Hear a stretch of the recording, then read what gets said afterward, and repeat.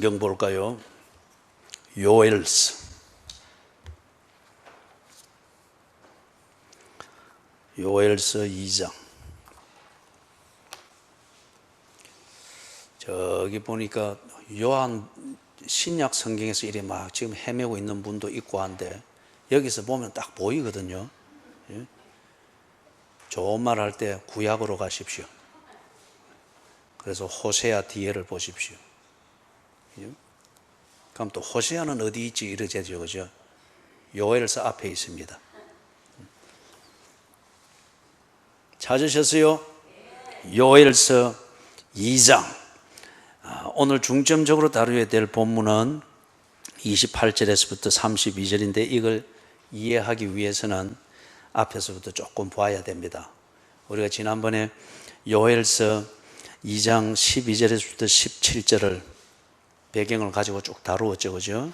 그걸 잘 기억을 하시고 그게 잘 이해가 안 되시는 분들은 오늘도 댁에 돌아가셔서 요엘서 2장 12절에서부터 17절 여기 2주 전인가 했을 거예요. 오전 예배 설교로 다루었습니다. 그렇게 해서 그걸 잘 들으시고 그리고 오늘 또 오후에 한 걸 요리 복습을 하시면은 정말 이 전 목사가 고맙게 여겨지고 막 돼지국밥을 사고 싶고 막 그런 마음이 들 수도 있겠지요. 그죠? 그런데 그럴지라도 전화는 하지 마세요.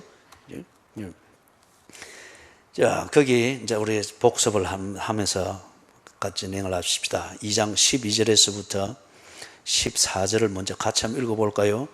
여호와의 말씀에 너희는 이제라도 금식하고 울며 애통하고 마음을 다하여 내게로 돌아오라 하셨나니 너희는 옷을 찢지 말고 마음을 찢고 너희 하나님 여호와께로 돌아올지어다. 그는 은혜로우시며 자비로우시며 노하기를 더디하시며 인애가 크시사 뜻을 돌이켜 재앙을 내리지 아니하시나니 주께서 혹시 마음과 뜻을 돌이키시고 그 뒤에 복을 내리사 너희 하나님 여호와께 소제와 전제를 드리게 하지 아니하실런지 누가 알겠느냐. 그래서 지금 하나님께서 하라고 한 거는 뭐냐 하면은 그 판에 박힌 그런 종교적 의식, 습관적으로 하는 뭐 절기를 지키고 헌금을 하고 그게 자체가 중요하지 않다는 게 아니라 거기에 하나님을 사랑하는 우리의 혼이 빠져버리면은 신령과 진정이 빠져버리면은 그거는 다 종교입니다. 그죠? 복 받지 않고 내는 복채나 다를 바가 없다 그 말이에요. 그래서 하나님이 하라고 하는 거 하나님이 한번 이놈 하면은 이 이스라엘 백성들이 습관처럼 그랬어요. 아이고 하나님이 이놈 했다. 그럼 또 막 정신 차려가지고 농에 올려놨던 성경책 먼지 닦고 그래가지고 이리 또 교회 또 몇 번 왔다 갔다 하다가 이놈 소리 또 안 들리면은 다시 또 올려놓고 그죠? 그러니까 여러분 이제 아모스 3장과 5장에 보면은 거기에 나와요. 제가 이 설교할 때 그 예를 들어드렸죠, 그죠? 하나님이 원하는 것은 절기나 월삭이나 그런 형식적인 잊었다가 정신 차리고 뭘 절기를 지키러 가니 그런 것 말고 내가 그거 한두 번 봤나? 이스라엘아 이래는 그러지 마라. 그걸 하지 말고 정말 뉘우치고 돌이켜라. 네 마음의 문제를 이제는 좀 깨닫고 네 마음 그것이 내게로 돌아오는 것 이 문제를 좀 해결을 해라. 그게 방금 읽었던 겁니다. 옷을 찢지 말고 마음을 찢으라. 그래 이 옛날 이스라엘 사람들도 그렇고 그 주변에 있는 민족들도 그렇고 그들의 풍습이 아주 억울할 때 아니면은 아주 뉘우칠 때 아니면 아주 탄식할 때 그 슬픔이나 또는 마음의 그 후회나 뉘우침을 표시하는 게 뭔가 하면 옷을 찢었습니다. 그럴 때는 또 영악한 사람들은 찢을 옷이니까 버리려고 놔둔 옷 입고 나가겠죠, 그죠? 그런데 옷을 찢었어요. 그런데 이게 마음이 없이 그냥 형식만 이래 하면 보여주기잖아요, 그죠? 그래서 이스라엘이 이게 형식이 이게 다 너무 이게 길이 들어져 놓으니까 옷을 찢지 말고 네 마음을 찢어라. 그런 거예요. 15절에서부터 17절 또 같이 읽어봅니다. 너희는 시온에서 나팔을 불어 거룩한 금식일을 정하고 성회를 소집하라. 백성을 모아 그 모임을 거룩하게 하고 장로들을 모으며 젖 먹는 자를 모으며 신랑을 그 방에서 나오게 하며 신부도 그 신방에서 나오게 하고 여호와를 섬기는 제사장들은 낭실과 제단 사이에서 울며 이르기를 여호와여 주의 백성을 불쌍히 여기소서 주의 기업을 욕되게 하여 나라들로 그들을 관할하지 못하게 하옵소서. 어찌하여 이방인으로 그들의 하나님이 어디 있느냐 말하게 하겠나이까 할지어다. 이 부분은 여러분이 했던 그 주일 설교를 찾아서 들으면 아주 자세히 여기 강해를 해놨습니다. 그걸 잘 들으십시오. 그래서 간단하게 이야기를 하면은 그겁니다. 그래, 돌아오려면은 앞에서 12절에서부터 14절까지 말한 그 돌아옴의 본질이 무엇인가, 그 진정성이 어디에 있는가를 말씀하시고, 그 진정성을 보면 마음의 옷을 찢는 것 하려면은 너희들이 15절에서부터 17절에 있는 이대로 해라. 예배를 드리고 그게 안 할 수 없는데 그게 형식적이 되고 이걸 했으니까 또 하나님이 이놈 하던 거 멈추어서 어떻게 할 것이다 그러지 말고 그 예배가 진정성이 있게 되도록 해라. 그리 되려고 하면은 거기 16절 17절에서 나오는 이대로 실천을 하라는 거예요. 왜냐하면 이때 이제 예를 들면 예배를 드릴 때 신랑은 신혼기간이라고 해서 안 나왔어요. 그러면 안 가도 다 그게 율법적 의무에 안 걸렸습니다. 그러면 신부는 또 그 신방에서 이래 준비를 하고 하니까 그래 분위기 깨면 안 되지. 그것도 오후 예배 빠져도 딱 이해가 되고 한 걸로 그렇게 됐어요. 그리고 요리조리 빠지니까 그러면서 이래 형식만 자꾸 갖춘단 말이에요. 그러지 마라. 아이 젖 먹인다고 빠지고 뭐 하고 그러지 마라. 이제는 지금까지 너희들의 형편대로 했고 형편대로 하면서 남는 것 가지고 그냥 예배, 성회 이런 것에 형식만 딱딱 갖추었는데 정말 마음에 옷을 찢는 그 성회, 그 예배 그거 같으면은 네 형편대로 하지 말고 예배 중심으로 올인해라. 그걸 지금 말하는 거예요. 그럴 때 진정성을 보일 수 있다는 겁니다. 그러면서 낭실과 제단 사이에서 울며 이러기를 하면서 기도 제목이 그게 나오죠. 그런데 이 이스라엘 백성들이 이런 감각이, 이런 것을 느낄 수 있는 감각을 가지고 이런 현상을 탁 통찰하면서 이게 그들의 아픔이 되고 눈물이 되고 예배의 이유가 되고 하나님을 기다리는 그 몸부림이 되지를 않았어요. 전혀 이런 게 문제가 안 됐습니다. 못 느끼고 그리고 이런 걸 느낄 수 있는 감각이 없기 때문에. 여러분 우리가 예를 들면 법을 지킵니다. 그리고 이건 또 우리 실제적인 안전의 문제고 건강의 문제니까 법이 말하는 그 이상으로 우리가 지혜롭게 지켜야죠. 그러나 한편 이걸 통로로 삼아서 공권력이 와서 몇 명 모이는지 뭐 저기 유리창 뒤에 서서 사람 헤아리고 뭐 밥 먹으라 말아라 이런 것까지 하고 하는 거. 이게 교회 교인들이 상식이 없는 사람이냐 말이에요. 가이드라인이 주어지면은 딱 지키고 하는 것 상식이고, 그리고 이 교회가 하나님 앞에서 부들부들 떨림으로 양심을 지키며 살려고 하는 단체인데, 그런데 이렇게까지 되는 거, 이거는 좀 뭔가 공동체의 목적을 위해서 서로 상호 부조하는 이 차원을 넘어선 어떤 그걸 느낀단 말이에요.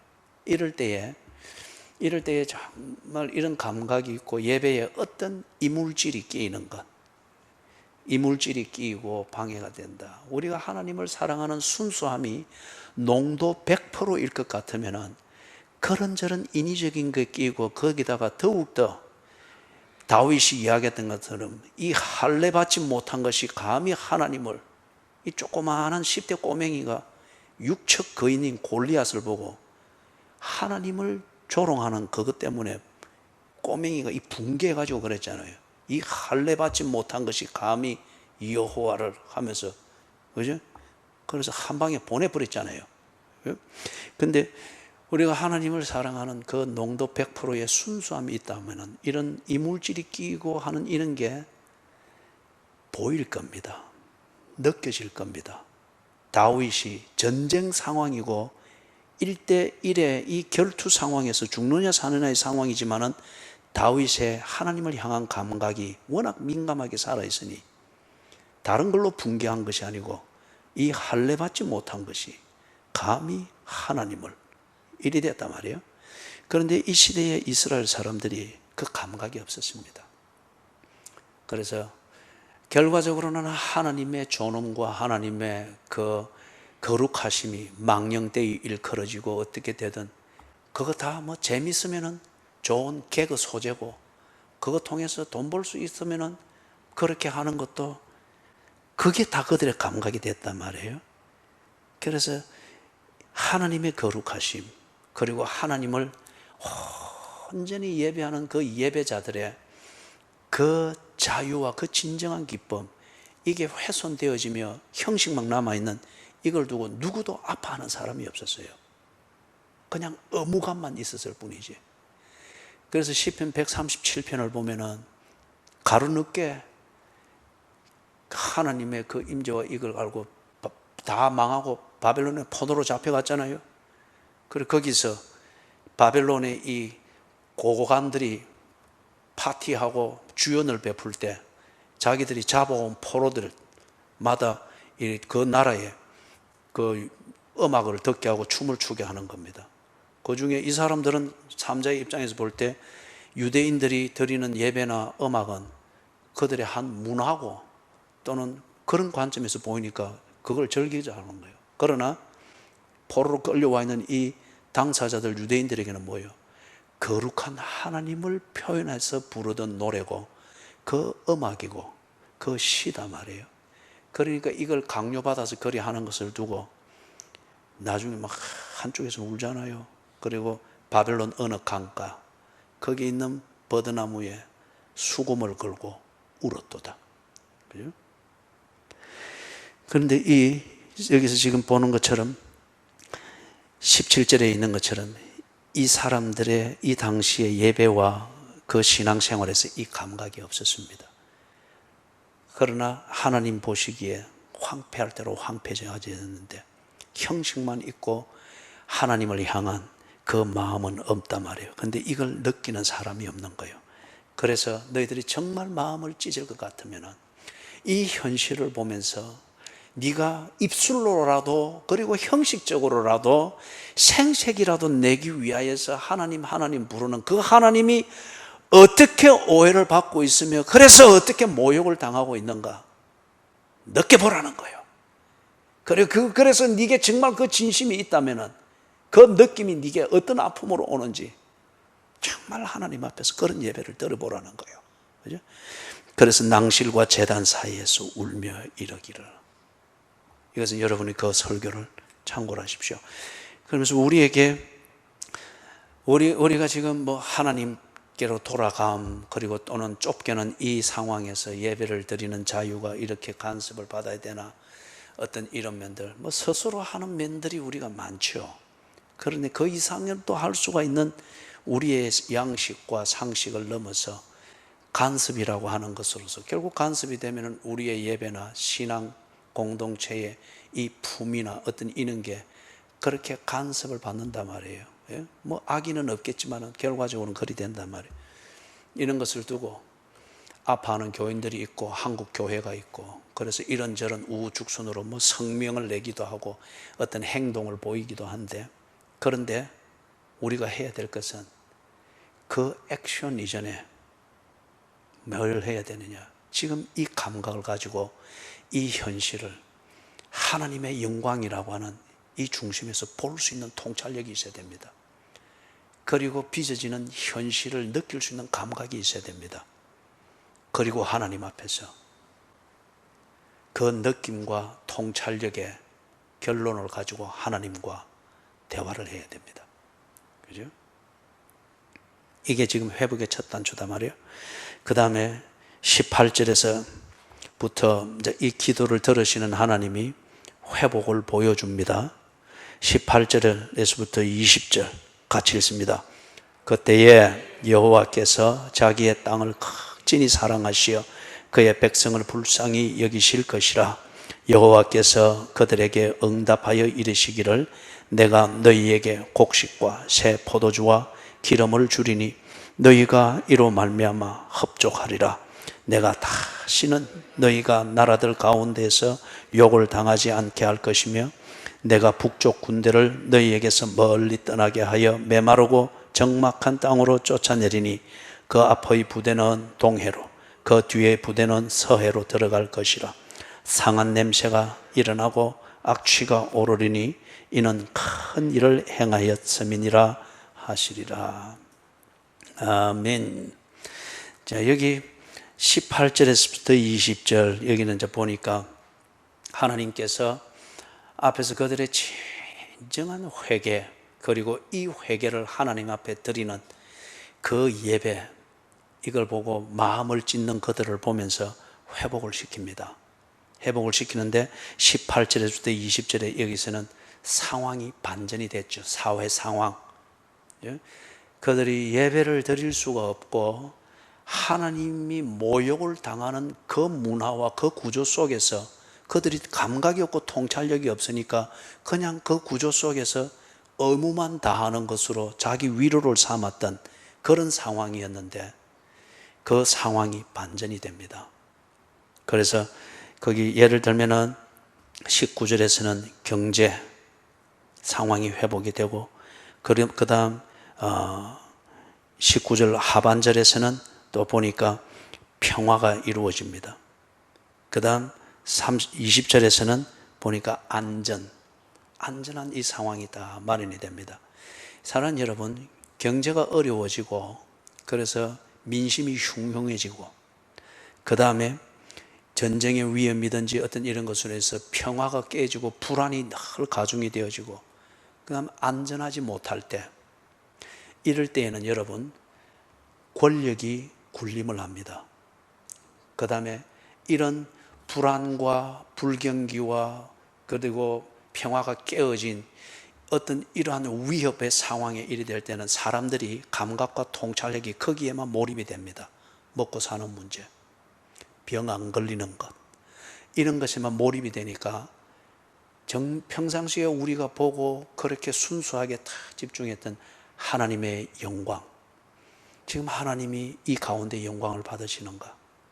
오늘 내 하루의 삶, 일과를 위하여서 출발하는, 그래서 시작되는 내 하루의 삶, 이 삶을 위해서 내가 가지고 있는 긴장과 할 일들을 몇 가지 적어서 나가는데 오늘 내 하는 이 일과에서 하나님이 영광을 받으시는가? 그것 중심으로 나는 이 일과를 준비했는 이 감각이 없어집니다. 그런 통찰이 없어집니다. 단지 먹고 사는 문제, 병 안 걸리는 문제, 위험한 일 만나지 않는 문제, 불안한 사회에서 소위 말해서 재수 없어서 내가 피해자가 되는 그런 케이스에 걸리지 않는 것, 그런 것만이 전부가 되고 이스라엘 백성이 그 당시에 그러했듯이 그런 감각과 통찰력을 잃어버린 그리스도인들이 그런 것에 안 걸리는 것 위해서 그냥 기도라는 형식과 의무감을 이어갈 뿐이다 말이에요. 그런데 하나님께서 앞에서 이들의 마음을 찢는 이 진정한 예배와 그 뉘우침을 받으시고 이 상황을 반전시킵니다. 통찰력과 감각을 회복할 수 있도록 사회 상황을 안전하고 경기는 공평하게 일하는 자가 먹을 수 있는 그런 상태로 회복이 되어집니다. 그 다음 21절에서부터 저기 26절까지 21절에서부터 26절까지 같이 읽습니다. 시작.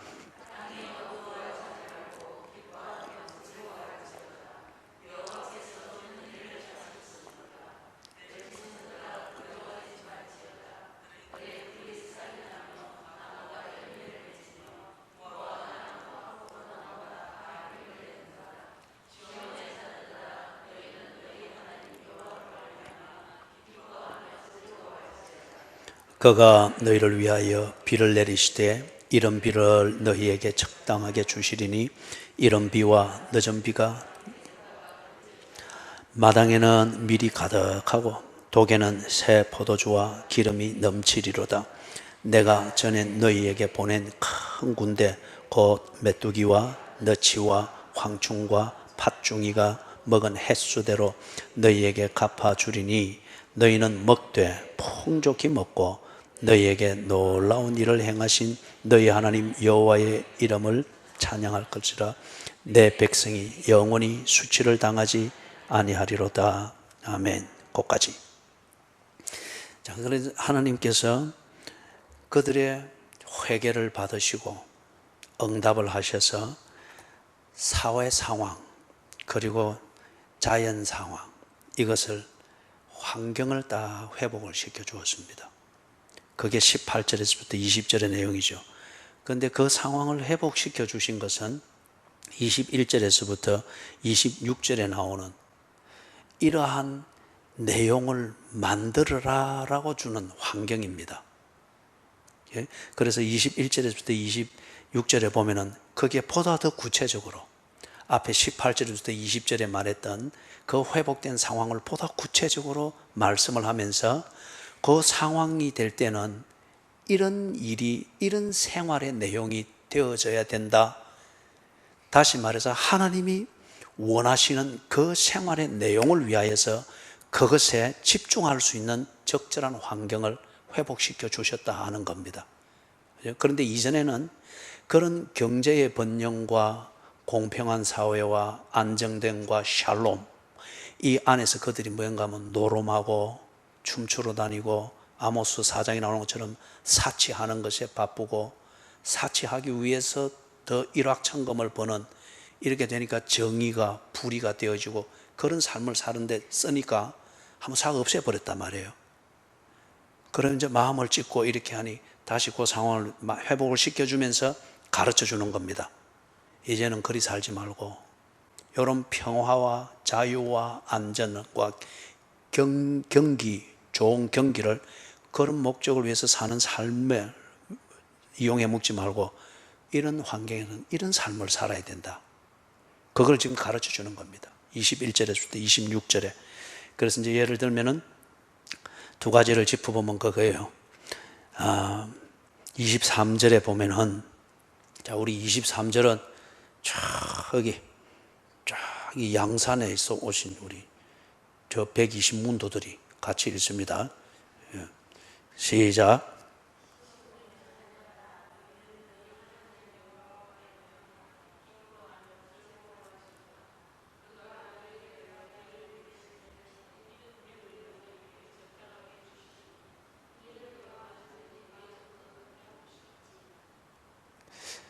이 사람 마음이 좀 안 맞는 것 같아요. 그죠? 예. 그래도 우리 받아들입니다. 예. 거기 보면은 중요한 표현이 있죠. 하반절에 너희 하나님 여호와로 말미암아 기뻐하며 즐거워할지어다. 하나님이 주시는 20절에서부터 26절에 나오는 이 환경의 회복, 상황의 회복, 그것은 네 형편대로 또 하고 싶은 대로 하라고 주는 여유가 아니고 네 하나님 여호와, 자, 하나님을 똑바로 알고 그 하나님을 기뻐하고 즐거워하는 그런 내용이 있는 삶을 사는데 필요한 환경이라는 거예요. 이제는 그런 환경 주면은 그런 환경에서 노름하고 춤추러 다니고 네 하고 싶은 것 하러 다닌다고 그리 살지 말아라. 그죠? 지금 그겁니다. 그 다음에 26절은 우리 여기 지금 컵 라면을 드시고 속이 안 좋으신 분단, 이 분단에서 같이 이제 소화도 될 겸 큰 소리로 읽습니다. 시작.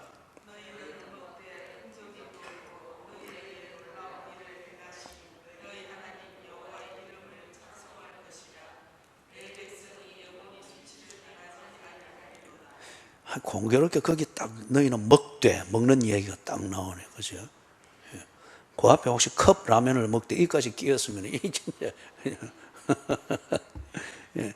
너희는 먹되, 그거는 이제 24절에서 24절 25절에서 쭉 그 풍성한 것을 이야기하고 있죠.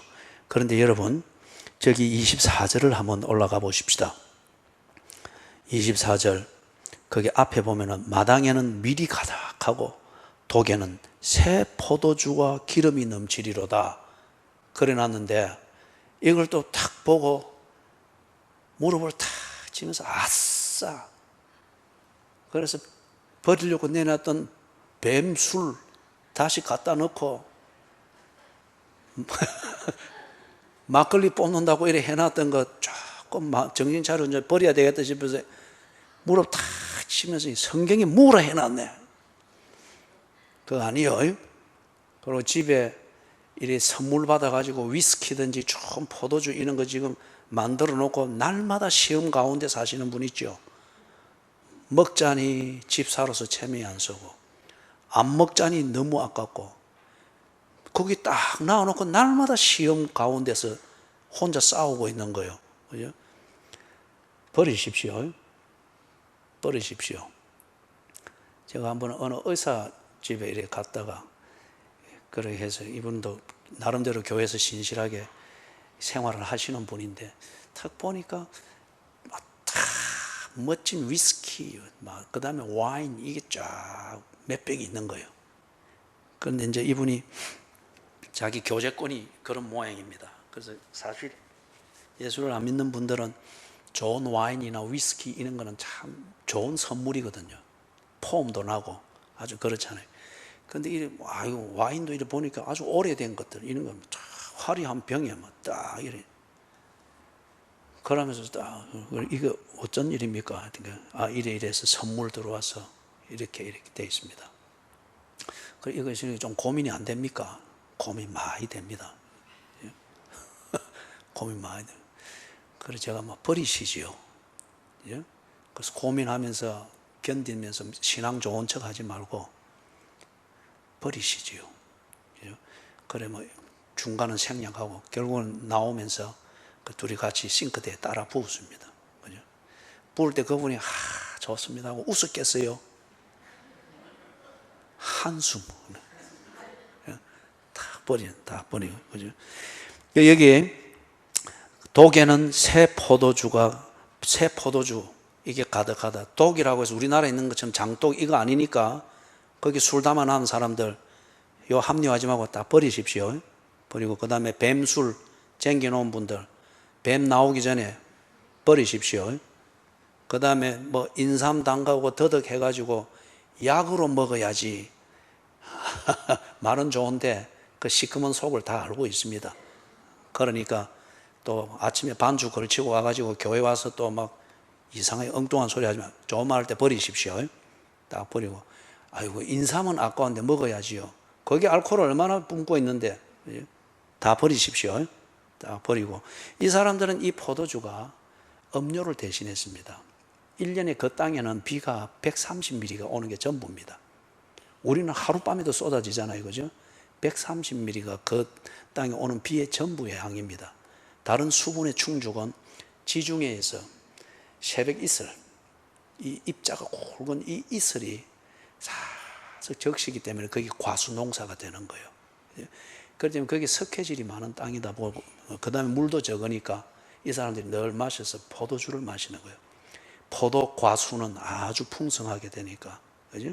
그래서 이걸 마시면서 석회질이 많은 그 물들을 피하고 이걸 마시는 겁니다. 그런데 그렇기 때문에 이걸 우리나라에서의 향락 문화와 밀접하게 연관되어 있는 이 술, 이것을 합리화시키는 이 도구로 꺼다 붙이면은, 그러면 하나님 앞에 한 대 맞겠죠. 성경을 오도했기 때문에. 오늘 여러분의 집에 모든 술 냄새는 사라지게 될지어다. 그래서 여기 이제 26절에서 보니까 너희는 먹되 풍족히 먹고 너희에게 놀라운 일을 행하신 너희 하나님 여호와의 이름을 어떻게 하라고요? 찬송할 것이니라. 이게 그냥 곡조를 붙여서 우리가 노래를 부르는 이거는 아주 좁은 의미고, 어디에 가는지 하나님의 영광 중심으로 내가 지나갔던 자리, 내가 머물렀던 시간, 거기에는 나의 하나님이 인정을 받고 영광을 받을 수 있도록, 그죠? 영광을 받을 수 있도록. 그게 큰 의미에서의 찬송입니다. 하나님을 칭송하고 높이고 영광을 받도록 처신하고 그렇게 하는 것. 이것을 우리가 참 깊이 누리고 경험하고 배우고 하기 위해서 곡조부터는 시를 읊잖아요. 한 걸음씩 한 걸음씩, 그죠? 예, 그건 좁은 의미다 말이에요. 자, 그러면 하나님이 회복해 주시는 이 반전시켜 주시는 이 사회 상황, 번영과 안전과 풍요와 공평과 공의가 넘치는 이 상황을 줄 때 그 환경을 가지고 어떤 삶을 살아라라고요? 하나님의 영광이 되는 그 삶을 사는데 필요한 환경으로 주셨다는 겁니다. 그런데 이 사람들이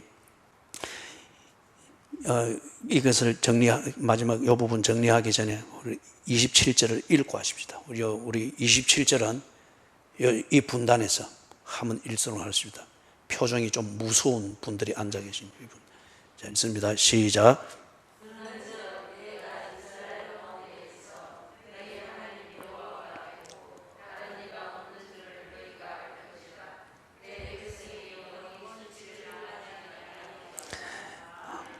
예, 거기에 26절 마지막에도 내 백성이 영원히 수치를 당하지 아니하리라.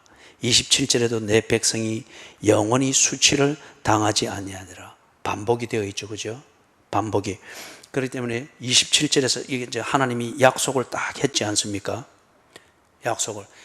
앞에서 26절까지 했던 하나님이 주시는 이 회복시켜주는 상황에서 하나님이 가르쳐 주시고 마음을 비춰 주시는 그런 내용의 삶을 너희들이 살게 될 때에 너희들이 영원히 수치를 당하지 아니할 것이다. 지금 약속을 하는 겁니다. 그래서 27절에서 그 약속을 보다 구체적으로 그런즉 내가 이스라엘 가운데에 있어 너희 하나님 여호와가 되고 다른 이가 없는 줄을 너희가 알 것이라. 이전에도 이리 했습니다. 하나님이 계셨어요. 그리고 자기 백성을 돌보는 그 열심을 누구도 따라올 수 없었습니다. 그런데 지금 이들이 하나님이 없는 것처럼 살아가면서 경제도 곤두박질 치고 그 다음에 사회는 불안하고 공의 대신에 불의가 넘치고 어떤 이게 된 것은 그들이 감각과 통찰력을 잃어버렸기 때문입니다. 하나님이 계시는 줄을 알지를 못하는 거예요. 하나님을 섬기던 형식과 의무감은 남아있는데 정말 옷을 찢는 형식은 있지 마음을 찢는 하나님과의 이 친밀하고 인격적인 교제는 없단 말이에요. 그래서 그들이 마음을 찢을 때에 다시금 상황을 회복시켜 주면서 나를 알아라. 내가 너희들을 돌보듯 너희들 또한 하나님의 영광을 위하여서 그런 내용의 삶을 살아라. 그리하면은 영원히 수치를 당하지 아니하리라. 그리하면은 27절에 반복해서 또 내 백성이 영원히 수치를 당하지 아니하리라. 그죠? 이전에 그들이 겪었거든요. 바로 지금 회개를 하기 전까지 수치 속에서 살았단 말이에요. 그래서 그 이유는 그들이 하나님을 떠났고 그 다음에 하나님이 없는 것이 아니라 그런 새 속에 동화되다 보니까 하나님을 알고 교제하던 감각과 통찰력을 잃어버렸기 때문에 하나님이 없는 듯이 그들이 사는 거예요. 그래서 하나님이 그들의 회개를 받고 회복을 시켜주었으니 이제는 이리 살아라. 이 사람들이 지금 27절의 이 말씀을 그들은 실감나게 들을 겁니다. 뼛속 깊이 고통과 통증을 느끼면서 들을 거예요. 왜냐하면 이렇게 지금 망한 현실이거든요. 망한 현실이단 말이에요. 하나님이 살아라는 대로 안 사는 것 때문에 그렇게 상황이 다 그렇게 되어버렸단 말이에요. 그렇기 때문에 하나님이 이제 그 상황을 회복시켜 주면서 이리 살아라 할 때에 그들은 이걸 건성 들을 리가 없습니다. 망해 먹은 이유를 알기 때문에. 그러면서 이제 28절에서부터 32절, 28절에서부터 먼저 저기 30절까지, 아니 28절, 29절을 우리 저기 지금 예, 동해에서 오신 분들이 앉아있는 분단에서 같이 읽습니다. 예, 시작.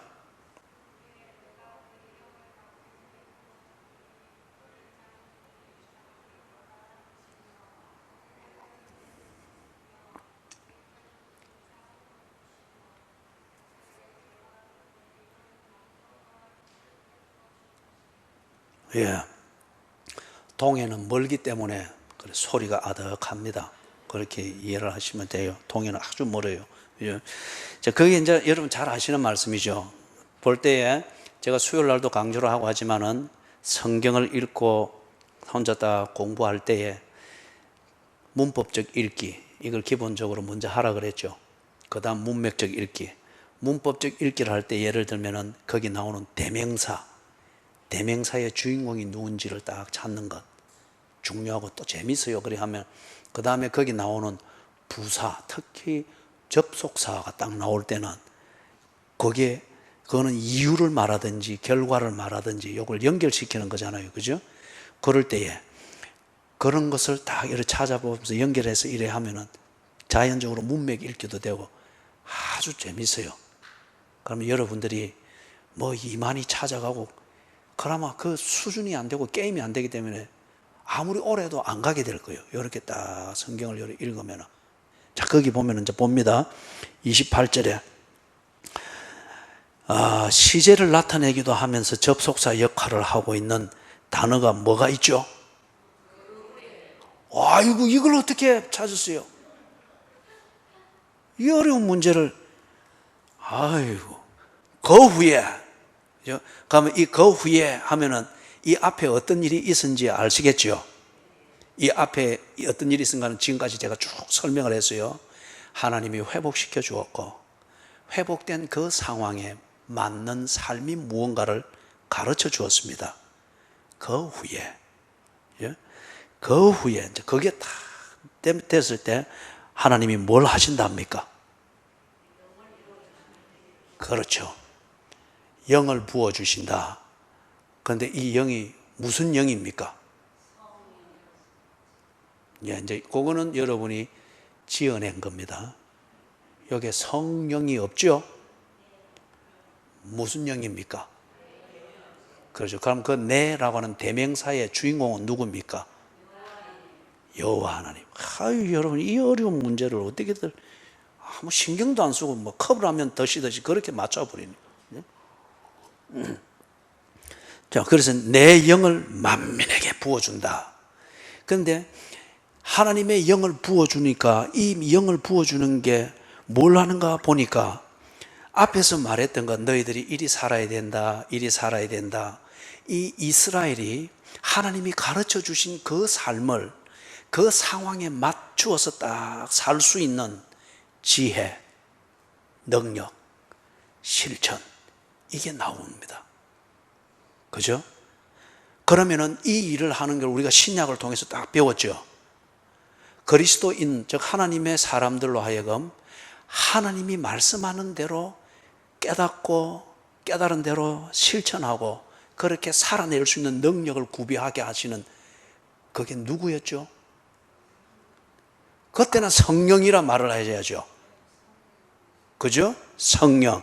그러면 여기 나오는 내가 내 영을 만민에게 부어주리니, 이게 성경적 딱 이 원리에서 보고 신학적 일관성에서 딱 보니까 신약에서는 이리 말하고 구약에서는 이리 표현하나 나타나는 결과나 하는 기능이 같잖아요.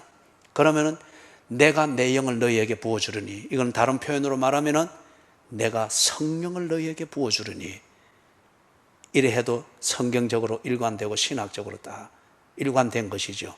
그죠? 예. 자, 그래서 영을 부어주니까 어떤 일이 일어나는가 보는데, 자녀들이 장래 일을 말할 것이며, 너희 늙은이는, 부모 세대죠, 꿈을 꾸며, 너희 젊은이는 이상을 볼 것이다.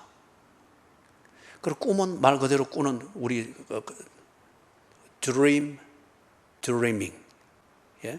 어떤 이런 것이고, 뭐 환상을 보던 어떤 이런 것이고, 또 마음에 품는 어떤 그런 계획이나 목적일 수 있겠죠, 그죠? 그 다음에 이 젊은이들이 이상을 볼 것이다. 이거는 비전입니다. 비전. 자, 그러면 여러분, 이게 참 중요한 얘기입니다. 지금 이 어느 세대가 장래일을 보고 어느 세대가 이 세대를 매칭하는 것은 오늘은 하지는 않겠습니다. 앞에서 내려오는 이것에 연관해서 하나님이 상황을 회복해 주었어요. 그리고 그 상황에 맞는 삶이 무언가를 가르쳐 주었어요. 이것에 대해서 이 사람들이 듣고 감동했습니다. 그리고 하나님 이제 그리 살겠습니다. 순수하고 의지도 있고 결심도 있습니다. 그죠? 그런데 무엇을 어떻게 해야 될지를 모릅니다. 무엇이 지금 생각나요? 오전에 설교 들었던가? 사도행전 2장 1절부터 4절 그대로 생각나죠? 그죠? 그렇기 때문에 요엘서는 사도행전 2장에 나오는 이거하고 다 매칭이 됩니다. 자, 그런데 조금 이따 그걸 간단하게 우리 정리를 하고, 이 사람들이 하나님이 그렇게 해준 거 갖고 이리 살아야 되구나, 그리고 이리 살 수 있도록 하나님이 이런 환경도 주시고 회복을 시켜주구나, 고맙습니다 하나님, 그리 살아야죠. 그런데 문제는 어떻게 무엇을 하며 살아야 될지를 모릅니다.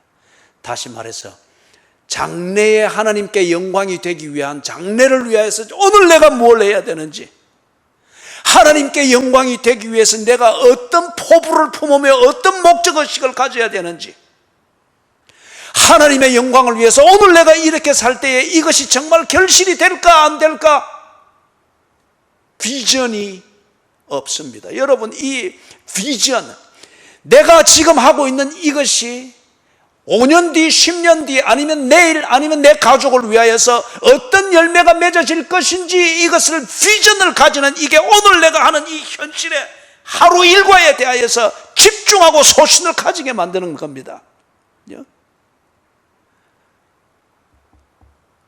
그 비전이 무엇에서 세워지는 거예요? 하나님의 약속이란 말이에요. 이 하나님의 약속이 지금 27절에서 말했잖아요. 내가 너와 함께 할 것이다. 그리고 내 백성이 영원히 수치를 당하지 아니할 것이다.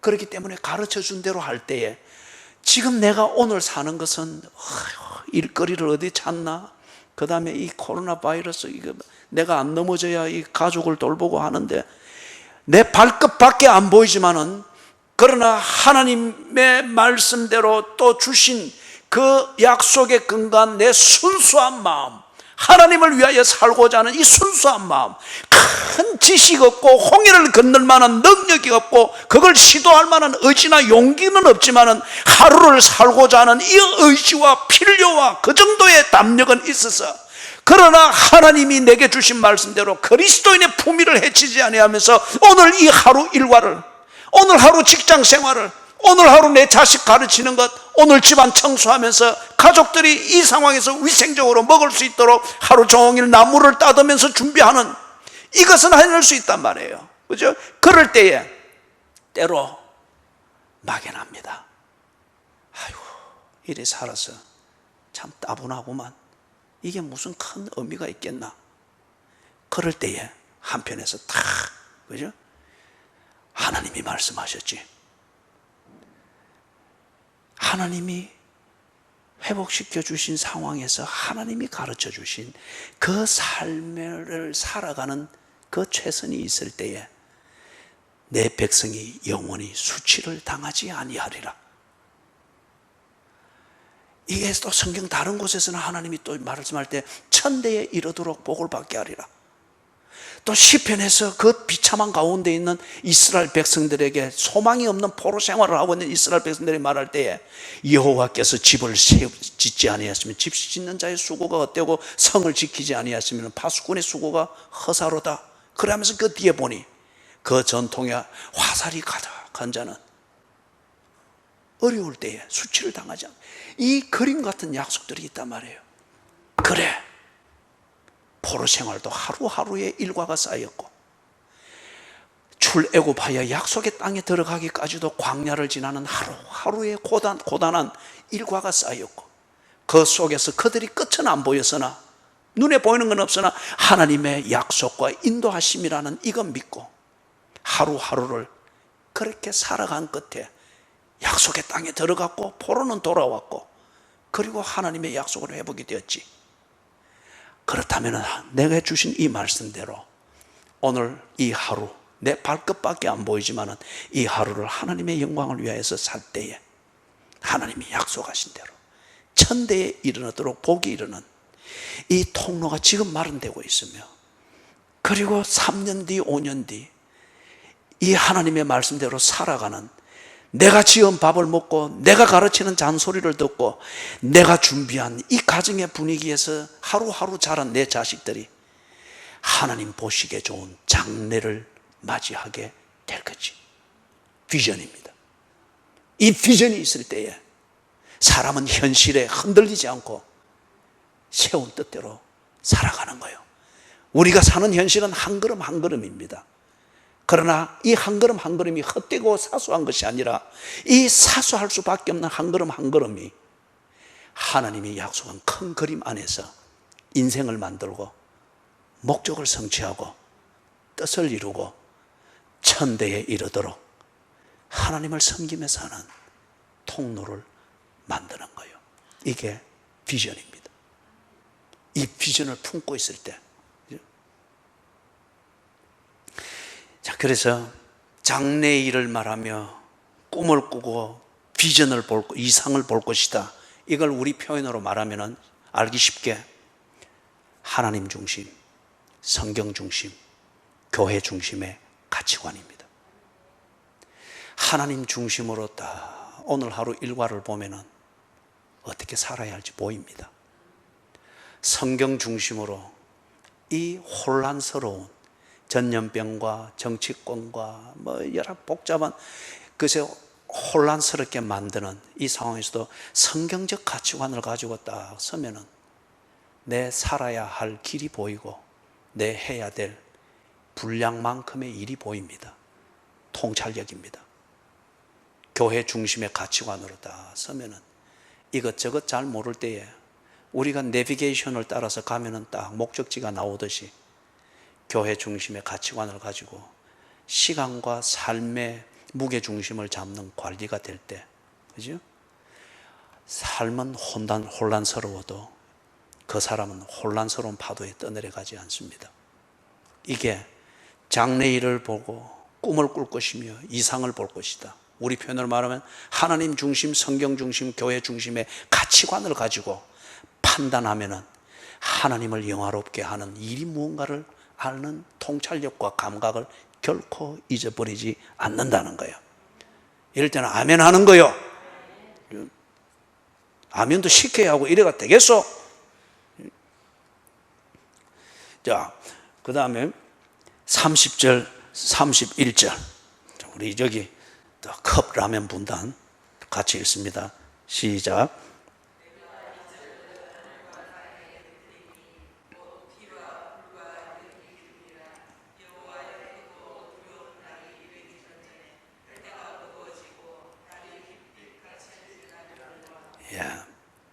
이게 뭔가 하면은 하나님이 가르쳐 주신 그대로 살지 아니하고 또 이전처럼 그렇게 살면은 일이 된다는 겁니다.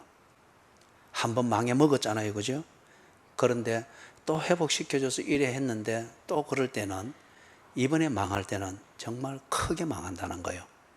그게 지금 여기 뭔가 하면은 피와 불과 연기 기둥이라 이걸 두고서 또 계시록의 짐승이 뭔지 이런 것 찾듯이 그렇게 먼저 의역을 하려고 하지 말고 통큰통독하면서요 역사적 배경을 잘 공부했죠. 그죠? 질문할까 싶어서 잘 했습니다. 대답은 안 하고. 그럴 때는 딱 여기 통큰통독 꺼내가지고 또 요 부분 이래 보고 요엘서 선지자 부분 보고 그래 하세요. 그래 하면은 이 부분은 지금 그것과 관련이 됩니다. 아수르 전쟁에 의해서 북쪽 이스라엘이 완전히 망하죠. 주전 722년.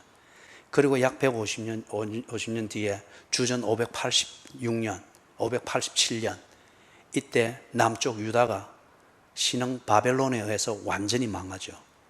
요 망하는 상황이 굉장히 처참했습니다. 굉장히 처참했어요. 그래서 지금 이게 바벨론이 들어와 가지고 느부갓네살이 이끄는 바벨론 군대가 들어와서 마지막 예루살렘을 칠 때에 성은 물론이거니와 성전까지 다 회파시켰잖아요, 그죠? 그때 회파시킬 때 불 지르고 죽이고 가옥에 불태우고 예루살렘 성과 지방에 있는 성들은 물론이거니와 지방에 있는 성들 하나하나 무너뜨리면서 최종적으로 온 게 예루살렘이잖아요. 그래서 집중 공격해가지고, 그거는 여러분들이 이사야에서 보면은 히스기야 왕에 대한 이야기가 나올 거예요. 그때에 이 바벨론 군대가 와서 히스기야 왕을 위협하고 하는 이것을 여러분 볼 수 있을 겁니다. 그럴 때에 불 지르고 죽이고, 또 성경에 나와 있는 것처럼 아이 뵌 여자들은 이 배를 갈라가지고 태아를 꺼내서 태아를 다시 죽이고, 고대 근동의 전쟁의 풍습은 이리 잔인합니다. 그 때문에 지금도 거기서 일어나는 이슬람 근본주의자들의 테러나 인신 어떤 이런 매매를 할 때 비디오에 찍어서 내보내면 굉장히 잔인하죠. 그건 그들의 종교와 연결이 되어 있기 때문에 그래요. 그들은 그걸 인권이나 어떤 그런 휴머니즘에서 잔인하다 안 하다 그런 판단이 아니고, 알라에 대해서, 아니면 이전에는 바알을 섬기는 인신제사든지 이것과 관련이 되어 있기 때문에 그들의 죽이는 것은 잔인합니다, 우리 관점에서 볼 때. 그럴 때에 여러분 불 지르고 죽이고 이럴 때에 다 보면 어떻습니까? 피와 연기와 불입니다. 이해되셨어요? 현실입니다. 그리고 이게 그들의 멸망으로 그냥 그대로 나타난 거예요. 그러면서 31절에 여호와의 크고 두려운 날이 이르기 전에, 그러면 이거는 지금 이 말을 듣고 있는 이 사람들은 이게 뭔지를 모릅니다. 통찰력이 있고 감각이 있는 자들은 하나님이 하신다면 하신다, 이 믿음이 있겠죠. 그러나 그나마 통찰력과 감각이 없는 자들은 종교적인 얘기로 듣습니다. 재밌는 것은 이 종교꾼들이 좋아하는 것은 복에 대한 이야기가 아닙니다. 두려움에 대한 이야기에 대해서 그들은 더욱더 깊이 반응을 합니다. 그래서 대부분의 종교에는 보면은 협박이 있습니다. 공포심을 조성하면서 복을 이야기를 하고, 그래서 다 종교꾼으로 만들죠. 그런데 이게 여호와의 크고 두려운 날이 이르기 전에, 대부분은 이 말을 종교적인 어떤 그 관용구로 들을 수가 있겠죠. 그러나 그나마 앞에서 말했던 대로 여호와의 영이 여호와께서 부어주신 이 영의 부음을 받은 자들은 통찰력과 감각이 있겠죠. 하나님 중심, 성경 중심, 교회 중심으로 시대를 통찰하고 외교를 통찰하고 국제 정세를 통찰하고 이것을 다루는 국내 정치를 통찰하고 이것에 대해서 국민들의 여론이 어떻게 움직이며 그 여론 속에서 사람들의 여흥을 즐기고 일상의 보람을 느끼게 만든다고 만들어지는 문화적 패턴과 흐름이 어떻게 되는가를 볼 때에 하나님 중심, 성경 중심, 교회 중심으로 그들은 판단할 수 있습니다. 그래서 여호와의 크고 두려운 날이 이르기 전에 해가 어두워지고 달이 핏빛같이 변하려니와, 그렇기 때문에 이거는 일식 현상이나 월식 현상, 이런 자연 현상으로 붙여서 신비하게 풀 문제가 아니고, 이것은 이런 국제 정세에 의하여서 바벨론이 들어와서 완전히 초토화시키는 그겁니다. 바벨론이 들어올 때에 들어와서 1년 그렇게 전쟁 상황 만든 게 아니잖아요. 주전 597년, 더 일찍은 주전 604년, 그리고 주전 597년, 그때 다니엘, 에스겔 다 바벨론에 이미 포로로 잡혀갔죠. 최종적으로는 주전 587년 해가 어두워지고 달이 핏빛이 되는, 그죠?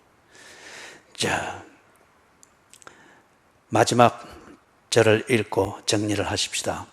2장 32절은 우리 다 같이 읽습니다. 시작.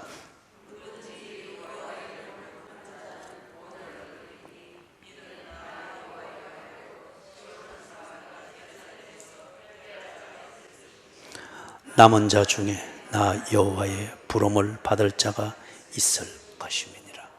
하나님이 아십니다. 그래서 하나님께서 그들의 회개를 듣고 마음을 찢는 것을 보면서 이 상황을 회복시켜 주신 것은 그들에게 주신 두 번째 기회입니다. 제대로 살아보라, 회복이 되라. 그래서 삶까지도 가르쳐 주었죠. 그런데 이전에도 그래 했듯이 사람들이 은혜를 받는다 할 때 대개는 보면은 감정적 감동의 차원에서 은혜를 그렇게 마무리를 지어버립니다. 하나님이 우리의 감정을 누그러뜨리고 부드럽게 해주고, 그래서 감정이 그래 하는 것은 하나님께 향하여서 집중할 수 있는, 이게 집중하도록 그 관심과 마음의 문이 열리도록 하는 겁니다. 그런 다음에 집중을 할 때 뭐가 되는 거예요? 하나님이 누구이시며 나를 위해서 무엇을 하시는 분인가, 하나님의 진심을 보게 되는 겁니다. 이게 이제 지성적 깨달음입니다. 그렇게 될 때에 이 지성적 깨달음이라는 이 사실과 진리, 이 위에서 여기에 내 인생이 있구나, 정말 이것에 내가 의지해야 되겠구나, 그래서 믿음이 생기는 근거가 되는 겁니다. 하나님을 그때부터 절대 믿게 되고 의지하게 되는 거죠. 그런데 이제 여기 누구든지 여호와의 이름을 부르는 자, 이걸 보니까 이 이스라엘이 이 정도는 괜찮았습니다. 그런데 대개는 감정의 영역에서 끝이 났습니다. 감정은 반드시 식거든요. 감정은 내가 있는 자리가 바뀌고 하는 일이 바뀌면 감정의 상태는 그대로 바뀝니다. 그대로 바뀌어요. 그래서 예를 들어서 여러분이 감정적인 영역에서 감동하고 그런 걸 쉽게 잘하고 그럴 때 뭔가 교회 생활도 막 열심히 하고 이런 것이 여러분의 한계고, 그게 전부면은 어차피 한 번은 목사가 바뀔 거잖아요. 그죠? 그런데 이 정말 거의 완벽하게 생긴 이 목사가 떠나가고, 이 목사보다 훨씬 못생긴 분이 와가지고, 대개는 저보다 못생겼을 거예요. 그죠? 그리고 주로 열등의식이 있는 사람들이 이렇게 막 자기를 내세우고 그래요. 이해를 하고 들으십시오. 그랬을 때에 전상수 목사하고 다 예배 드리면 이렇고 이랬는데, 그런데 다른 목사가 와서 똑같은 성경을 이야기를 해요. 풀어가는 방법이 다를 뿐입니다. 엉터리 소리 안 한다는 이걸 전제로 해서, 그럴 때에 감정이 와닿지 않는 거예요. 그러면서 어떤 말은 은혜가 안 된다. 아니에요. 대개는 그럴 경우에 당신은 감정적인 교인이었습니다. 그리고 당신은 당신이 원하는 그 은혜라고 하는 것을 당신의 감정이 꼭 술을 빚어내듯이 그렇게 빚어서 마시고 취했을 뿐이에요. 그렇기 때문에 변덕이 심하는 겁니다. 지금 이 이스라엘의 이 사람들이 그리 된 겁니다. 하나님이 그리 될 걸 알고 있습니다. 감정이 식으니까 하나님이 그 영으로 부어줬고, 그 영으로 가치관을 바꿀 수 있는, 그래서 무엇을 어떻게 해야 될 것인지를 아는 통찰력과 실행할 수 있는 감각까지도 그렇게 줄 수 있는 성령의 충만을 주었음에도 불구하고 몸에 배어 있는 대로, 그리고 그 시대의 종교가 만들어 놓은, 교회의 이름으로 만들어 놓은 그러한 종교적 행태대로 뜻을 돌아가는 거예요. 그런데 그 중에서라도 하나님의 영의, 즉 성령의 충만케 되어진 이걸 통하여서 체질이 바뀐, 하나님 중심, 성경 중심, 교회 중심 가치관이 바뀐 사람들이 들어 있다는 겁니다. 참 이게 놀라운 겁니다. 이게 이제 남은 자의 개념이고 하나님이 지속적으로 구원의 사역을 이루어가는 이유이기도 하죠. 그래서 이 사람들이 그런 와중에서도 피와 불과 연기, 그리고 스스로 망할 짓을 해서 그렇게 당하는 거잖아요.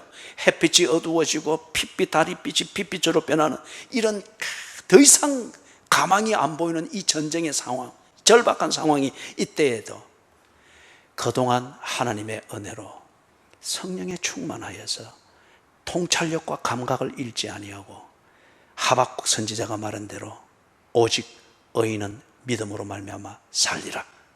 이 상황에서도 햇빛 없다고 해서 어둡게 살지 않고, 달이 핏빛으로 변했다고 해서 그렇게 잔인하게 사는 것으로 생존 경쟁에 그렇게 쑥 빨려 들어가는 것이 아니라, 그런 과정에서도 오직 의인은 믿음으로 말미암아 살리라.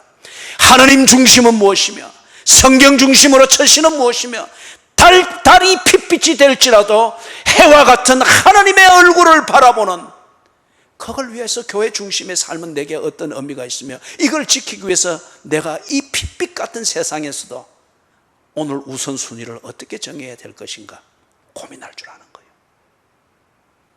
그래서 32절 마지막에서 이는 나 여호와의 말대로 시온산과 예루살렘에서 피할 자가 있을 것이며 남은 자 중에 나 여호와의 부름을 받을 자가 있을 것임이니라.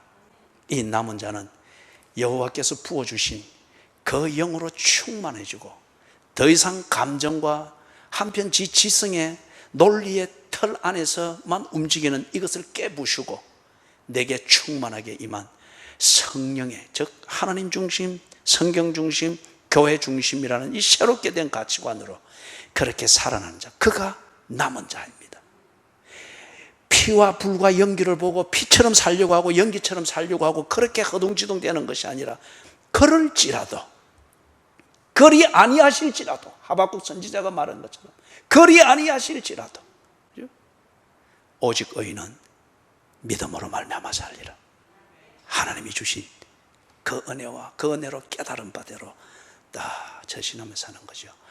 이게 우리가 다음에 또 주일날 설교에 다루게 되겠지만은, 잠깐 이야기를 하면은, 오늘 오전 설교에서 본문에서 보았던 것처럼 120문도에게 이 성령이 충만하게 임했을 때 그들이 드디어 착하고 순수하게만 사는 예수와 예수님을 중심해서 내게 이루어진 하나님의 구원, 이 모든 지식과 그 신앙 고백을 가지고 이제는 일이 있는 곳으로 나가잖아요.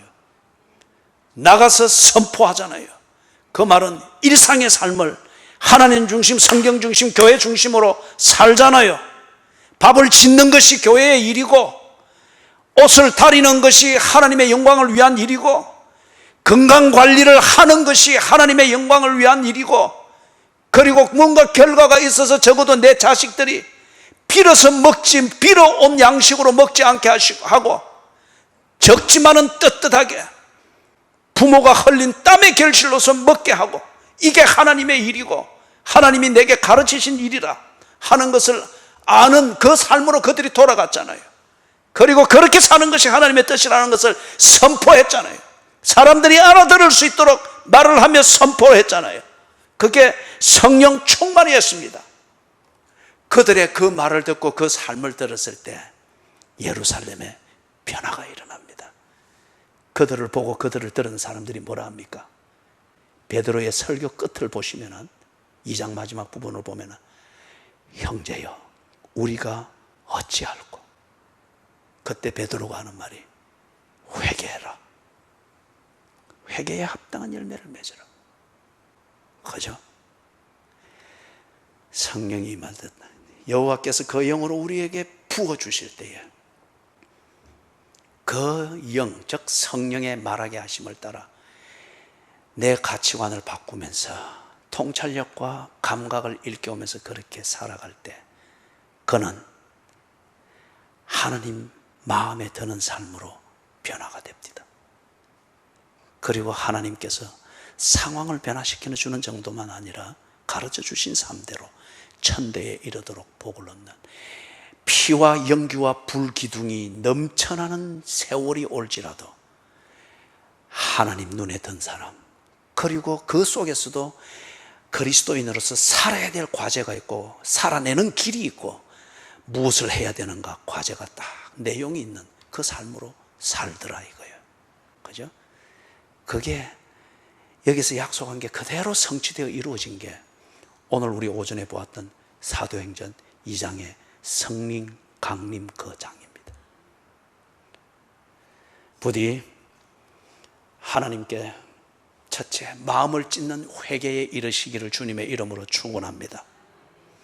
둘째, 그 회개를 받으시고 우리에게 상황을 회복해 줄 때 더 이상 상황 탓하면서 그리스도인의 마땅한 삶을 핑계대지 못하도록 상황을 회복시켜 줄 때, 그러면서 상황을 회복시켜 주면서 이 상황에서는 그리스도인이 어떤 삶을 살아야 되는가, 하나님의 영광을 위하여 그런 어떤 삶을 살아야 되는가를 가르쳐 줄 때 제대로 듣고 여러분의 마음이 120문도처럼 순수하고 진솔하게 하나님께 열리게 되기를 주의 이름으로 축원합니다. 세 번째, 그때에 하나님이 성령을 충만케 해주실 것입니다. 순수하지만은 무엇을 어떻게 해야 될지를 몰라서 주신 상황에서 제대로 살아내지 못하는 여러분을 그냥 두지 않을 겁니다. 살아낼 수 있도록 성령이 임해서 여러분에게 권능을 주시고 능력을 주시고, 그 말의 근본적인 것은 가치관이 바뀔 겁니다. 바뀌는 것과 함께 통찰력과 감각이 새로워질 거예요. 그럴 때에 다시는 그것을 저버리지 마십시오. 그 가치관, 그리고 그 가치관이 내게 새롭게 해준 통찰력과 감각을 가지고 피와 불과 연기의 기둥으로 가득 차는 세월이 다가온다 할지라도, 코로나19가 만드는 불경기, 심각한 불경기가 지금 우리에게 성큼성큼 다가오고 있습니다. 그럴지라도 성령으로 충만케 해서 새롭게 일깨워준 통찰력과 감각, 그 가치관을 가지고서 그리스도인의 마땅한 삶을 사시게 되시기를 주님의 이름으로 축원합니다. 하나님이 여러분을 지켜보고 계실 것입니다. 아멘.